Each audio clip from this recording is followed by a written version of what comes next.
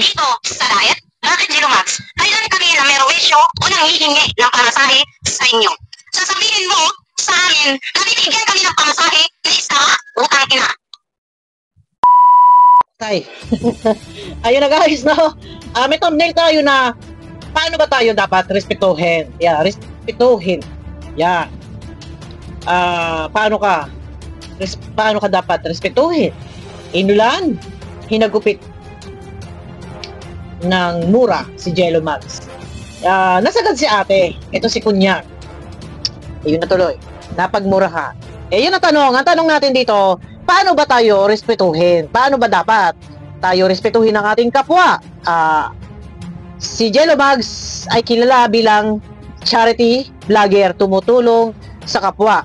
Si Kunyang, ito si Founder Ann, ay kilala bilang reactor, founder ng mga love team. Pero bakit nagkaganon? Charity vlogger versus reactor, naubos ang pasensya ni Kunyang sa anong kadahilanan. Ayun guys, no? Dahil yata ito sa comment ni Jello Max sa live ni Starax na sabi ay bigyan na raw ng pamasahe. Ayun na. Wait, pakinggan muna ulit natin. Pero sa totoo lang, medyo baka mag-yellow dollar sign tayo. Pasintabi muna. Kasi may mga bad words po dito. Pero sana wag mag-yellow dollar sign. Pero pagka ganon, ulitin natin. Kasi pagka may mga ganitong bad words, nakakasira po ito ng algorithm. Pero ganun pa man, sige, try natin, no? Bibigyan kami ng pamasahe na isa utang ina. Yun. Wait lang, ha? Wag kami. Wag ako. Punyeta. Ang kapal talaga ng pagmumukha mo, no? Wag kang ganyan. Animal ka. Yun. Deserve ba ito ni Jello Max, guys? Pakicomment lang po kayo kung deserve ni Jello Max. Marapat ba talagang humantong sa ganito? Na makatikim siya, hagupitin siya, ulanin siya, batuhin siya na maaanghang na salita. Gayong si Jello Max ay isang charity vlogger. Yun. Bakit naubos nga pasensya ni ate? At sobra na, sukdula na ang galit. Nasagad na eh. No? Punyeta. Ha? Punyeta. Ayan. Di ba? Matindi. Pagmumukha mo, punyeta ka. Ayan. Ako, Diyos ko. Magdadakay ka naong, ha? Magdadakay ka naong, Jello Max. Ha? Ang kapal ng pagmumukha. Di ba? Jello Max. Ay, lulunukin mo ba ang lahat ng mga maanghang na salitang isinusupalpal sa iyo? Yun. Paano ba tayo respetuhin ang ating kapwa? Wait lang, ha? Yan. Ako, Diyos ko. Ito eh. Misan, focus ka sana, Jello Max. Ito, wala akong pinapanigan dito. Bigay lang ako ng advice. Kay Jello Max, bilang karakter mo is charity vlogger, focus ka sa iyong pagiging charity works. Sa charity works mo, huwag kang mangialam sa ibang reaktor na pumupunta dyan sa diet dahil ang reaktor talagang hindi ka sasantuhin. Hindi ka talaga sasantuhin niya. Bakit kasi pinakikialaman ninyo? Kung sila may napunta dyan, yan naman ay alam ni Kuya Bal, huwag din yung pakialaman. Kaya talagang hindi kayo sasantuhin. Peste daw. Lahat nga. Yawa kasi ko. Peste. Yawa. Kakanimala ka? Yan. Peste, yawa ka. Diba? So ngayon, ano to, Jello Max? Masisira ang iyong reputasyon. Masisira ang iyong pure. Focus kayo sa charity works nyo. Huwag ninyo pakialaman ang reaktor. Ako, ganyan din ako before. Guys, pag ako nagagalit, sa totoo lang, ako yung nagbagong buhay na po. Yeah, dahil siyempre, ayaw nila na ako yung nagmumura. Tayo ay nagbabagong buhay. Ganyan din po ako. Matindi pa dyan. Matindi pa dyan. Kakanimala ka? Tapos pagsabihan mo kami na ganyan? Punyeta ka talaga. Wala ka. Jello Max, saluhin mo lahat ng iyan. Bakit ba naman kasi nga nakikialam or nagpaparinig or ano pa man sa mga reaktor? Hindi lahat ng reaktor ay kayang magpasensya, lalo na kung puno na ang salop, kailangan ng palisin.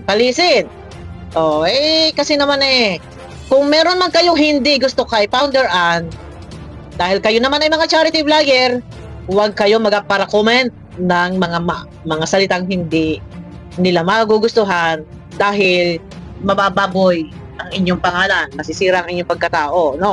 Utang mo? Wala kayong mga kwenta na kayo. O, di ba?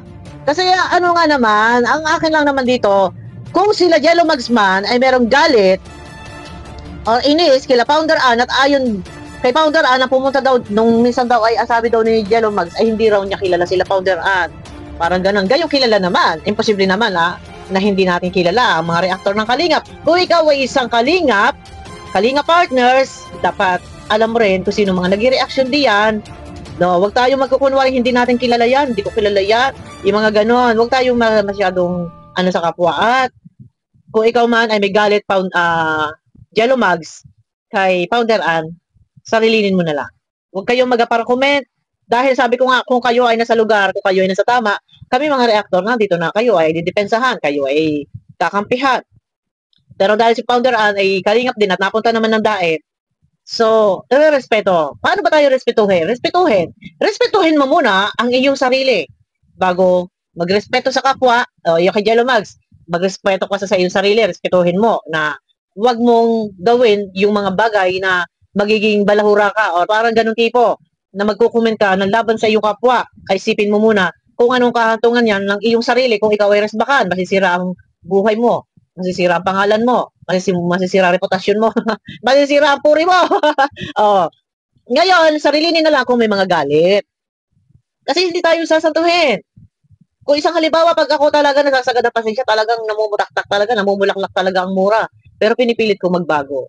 Dahil hindi natin kailangan magpaka-furious por santo, sa tagal na rin ng panahon, na-realize ko na hindi ko kailangan itaya ang aking buhay. Hindi ko kailangan na patay kung patay, ako may pamilya, ako may anak. So, tayo, opinion lang, advice ang ating gagawin. Kaya, dito talagang nasagad na si Kunya, itong si Founder Ann.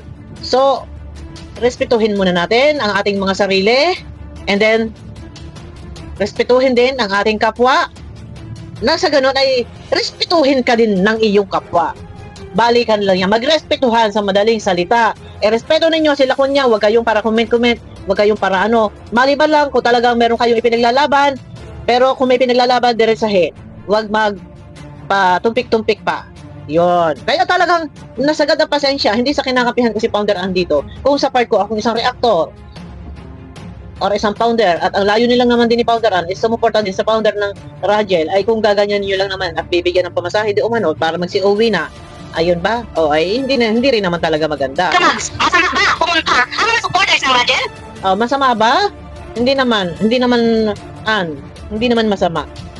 Dito sa Daet, bakit Jello Mags? Kailan kami na may wisyo o nanghihingi ng pamasahe sa inyo? Sasabihin mo sa amin na bibigyan kami ng pamasahe na isa o kaya na. Malulutong. Talagang malutong pa sa si Charon. Ayan. Ang nangyari sa iyo, lintik ang walang gante, Jello Mags. Kung sa akin, pag ako na-high blood talagang hindi ko rin mapigilan yung sarili ko. Siguro naman yung iba dyan, yung mga matagal na nakakilala sa akin, nakakapanood sa akin, siguro alam nyo naman yan, pag ako na-high blood talagang, ako lumalaban talaga ako guys. No, syempre hindi ko pwede. Pag alam natin tayo sa katwiran, tayo ilalaban. Pero ito lang, no guys, no? Huwag kami, huwag ako. Punyeta. Yo, Jello Mags. Ang kapal talaga ng pagmumukha mo no? Huwag kang ganyan, animal ka. Animal. Di ba? Punyeta. Ang lutong nun. Kapal ang pagmumukha. Kapal daw ang pagmumukha. Iyon yung sinasabi ko sa inyo. Lahat sampal sa inyo. Ewan ko lang kung ano pang gagawin ni Jello Mags dito. Ingat na lang Jello Mags next time. Dahil hindi natin pwedeng harangan ang bibig ng tao. Pag gusto-gusto. May kasabihan, mahaharangan ang ilog, matatakpan ang ilog. Pero ang bibig ng isang taong punong-puno na nanggalit, hindi mo kayang busalan. Hindi natin kayang busalan. Yan, para sa kaalaman ng lahat, magparespeto. Huwag kang yung bang parang babara-bara ka, parang sige-sige lang. Pero yung respect, alalahanin natin. Ingatan ninyo ang inyong pangalan bilang kayo ay charity vlogger, no? Di ba? Magkakay ka naong, ha? Magkakay ka naong, Jello Mags, ha? Ang kapal ng pagmumukha. Makapal daw. Yun na, matindi to. Matindi ang respect ni Founder. Pero hindi natin masisisi dahil naubos sa pasensya. Hindi sa kinakampihan ko. Kasi ako ay dinanas ko din yan before. Pag nauubos yung pasensya ko talagang hindi ko, nangangaral yung katawan ko sa galit. Pag hindi ko na-release siya, pag hindi ako nakabira, hindi ako matatahimik. Totoo yan. Totoo po yan. Ako na mismo. Kahit pa sabihin kontrolin ko lang, yes, makokontrol ko yon. Hindi ako harap sa camera na hindi ako harap sa camera na ako'y galit. Pero, hanggat hindi ako nakakagante, hindi ako magkakatulog. Hanggat hindi ako nakakagante. Yun po, ano. Mukha mo. Este. Yun, no. Yawa ka siguro. Yawa, lahat na. Kakaniwala ka? Este, yawa. Palaban to eh. Kasi pag hindi ka, talagang, hindi tayo sasantuhin. Na sino man, pag nasagad na, naubos na ang pasensya. So, lesson learned. Talaga, wag nating pakialaman, ano man yung ginagawa nila, founder andyan, wag nating pakialaman. Hayaan natin sila. Kung alam naman ni Kuya Bal, yung pagpunta-punta nila dyan, pagtambay-tambay nila dyan, at nakasuporta sa radyo, hayaan natin. Huwag natin silang pakialaman dahil reactor yan, at yan naman may komunikasyon din kay Kuya Bal, may kontak kay Kuya Bal, hayaan po natin. Kung si Kuya Bal nga niyayakap lahat, tinatanggap, ang lahat ng sino mapupunta dyan, ay sino ba naman tayo? No, sino ba naman tayo? Ay tayo na may pare-pareho lang nanginginain at nakikisilong, sa kalingap. Hayaan po natin. Huwag po natin pakialaman ang mga diskarte nila. No? Kakaniwala ka? Tapos pagsabihan mo kami na ganyan? Punyeta ka na lang. Di ba? Malulutong. Wala kang utang wala kang mga kwenta, nakapiste kayo. Ayan. Yun ang sinasabi ko, next time lesson. Lesson learned na yan sa inyo. Paano tayo respetuhin? Magparespeto tayo. Unang-una, respetuhin nyo yung sarili ninyo para respetuhin tayo ng ating kapwa. Kasi ang respeto hindi po yan hinihingi. Kusa po yan natin na mamalay tayo ay pinapupurihan na tayo dyan. At kung tayo naman ang magpapakita ng motibong di kaaya-aya na tayo yung nagpaparinig sa comment, asahan mo, expected na po yan. So ngayon, kasalanan, bakit kasi kayo nagpaparinig-parinig? Huwag ninyo pakialaman. Bilang kayo ay charity vlogger, siguro, focus doon sa charity works. Hayaan natin sila. Kung ano yung mga strategy nila, mga diskarte nila, huwag natin pakialaman. O respeto, magrespetuhan. Yun lang, para tayo respetuhin, huwag natin pakialaman. Yung mga taong pumupunta dyan sa daet, dahil bisita yan ni Kuya Bal. At bago pumunta yung mga yan dyan, yan ay may contact kay Kuya Bal. Yun lang. Focus na lang kay Jello Mags. Focus ka na lang sa iyong charity works. Huwag na kayong sumali or sumausaw sa mga reaktor. Huwag. Kasi hindi kayo sasantuhin. Kahit tayo ay nasa loob ng Kalinga Partners, reactor, charity vlogger, tayo yung nandyan, under ni Kuya. Pag sinabi ni Kuya, tigil, pag ang isang reactor sagad hindi kayang kontrolin. Dahil yung bugso ng damdamin, nandiyan talagang iiral yung galit. Yun. Focus ka lang sa charity works, huwag mong pakialaman yung mga reaktor. Dahil kami rin, kung depensahan ka man namin, pero kung talagang ikaw yung may mali at ikaw yung nagaparinig, ay paano gagawin namin pagdepensa? Yun na, no? Kay Founder Ann, wala naman din akong maano dyan kasi ay kung nasagasaan, naapakan na ang paa, no? Napipipi na.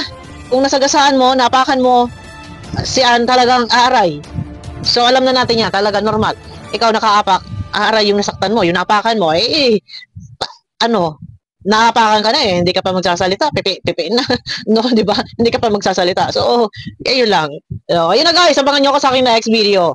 Mega love shoutout, comment lang kayo kung ano may bibigay ninyong advice kay Jello Mags at kay Founder Ann. Pero sabi ko nga, magrespetuhan na lang ang Kalinga Partners Reactor, magrespetuhan, wag magparinig-parinig dahil hindi kayo sasantuhin. Kahit kung ako man isang halimbawa, talagang mahirap pag ako ang nasasadlak sa ganyang sitwasyon hanggat hindi ako nakakabira, hindi ako makakatulog niyan. Dala-dala ko yan, ang bigat. Gaganti ako. Iyon ang isa sa ugali ko. Gaganti ako. Resback ko ang kinatatakutan ko. Yung galit ko, yung kinatatakutan ko. Yun lang po, yun. Ayun na, aral na po yan. No? Mega love shoutout sa inyo lahat guys. Abangan nyo ako sa aking next video.